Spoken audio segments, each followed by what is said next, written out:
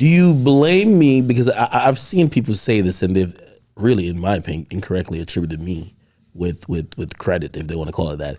Do you blame me, or if you do it, what percent do you blame me for your former co-host leaving and that situation turning out like it does? Like I don't blame you at all.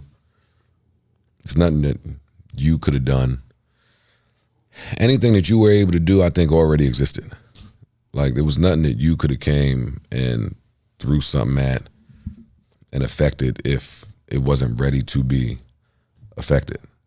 And I think I was just late to the party and holding myself accountable and realizing everything that was going on. There was some stuff going on that I just didn't know about, didn't think was important, and didn't pay any mind to.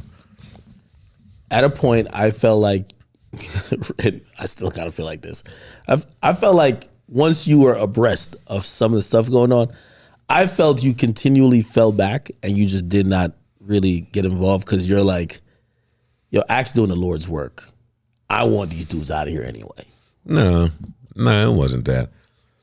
If people that you fuck with have a beef, even if you fuck with one more than the other, but if you fuck with both, then yeah, you stay out of that. The way I always looked at that was, and neither one of y'all is gonna really hurt nobody else. And as long as nobody getting hurt, then the OGs and the real niggas don't have to step in here. Like if y'all just doing y'all internet back and forth, talk some shit, tweets, then have a blast. But it wasn't that.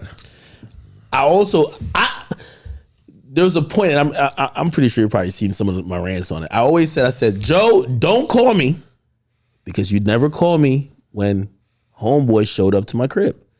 And I never knew your opinion on that action. Or number one, if you thought it was true. Because I never knew about it.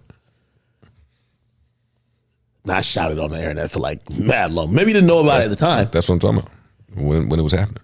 But after you did know. Or when y'all was saying it was happening. But after you did know. Like, I look at you and I feel like you draw the line much earlier than that. Like, I feel like I don't feel like the showing up to the crib thing is even giving somebody who's been through situations with DJ Vlad, Ransom, all that type of stuff. That is beyond the scope of possibility of where you would. When I thought it was real, I went to my guy and I said, "You didn't do this, did you?" He said, "No." And that was the end of it for me. Was those situations complicated by whatever else y'all had going on? Because there was pretty much a snowball effect that you say you were kind of blindsided. It gave me resentment because, by the time I found out the degree of what was going on, it was like, yo, this is not what's going on while I'm trying to get 9 figures from a company, right? Like, if you knew what went into the data that needed to be dug up to try to get 9 figures from a company, I know. Then why the fuck would I? What are we talking about right now? We're talking about Akademiks, Rurry, a house, a girl. Wait, what are y'all niggas? What are you fucking? Y'all didn't want me to tell you what I thought about that situation. So better for me to mind my business and let it resolve. But that's what I'm thinking. Because you niggas have to be crazy. Wait, and that's the thing about niggas. No, but that's why I think you fell back and didn't give me blame, and I'm glad you didn't, because if somebody could jeopardize a 9-figure situation because somebody online that they've seen maybe twice in person have called them a worker. And again, I'm saying allegedly because he told me he didn't do that. No, but I'm trying to get you to attribute, hey, listen, yeah, maybe some of the stuff you did like piled on, but really it just only had to do with our business. Because I still can't understand why this isn't normal of podcasts who are in that situation. Unless what's not normal? That podcasts fall apart when they're negotiating maybe life-changing deals.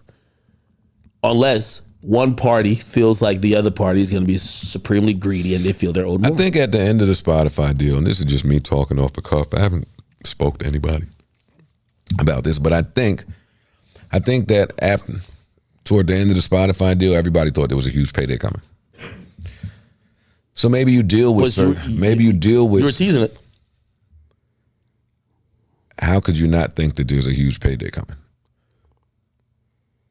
I don't fault anybody for thinking that there was a huge payday coming. Let's say Spotify offer you 20 more than what you were getting before. That's not enough. But that's not enough. In everybody's mind, that is the huge payday. That's not a huge payday. It's not a huge payday. That's like comparatively speaking. No, but I'm saying, but it's important to say because that's the mistake we make. Like we throw out a big number and then the audience out there says, yeah, it was 20 million, but it ain't the number, it's the words attached to it.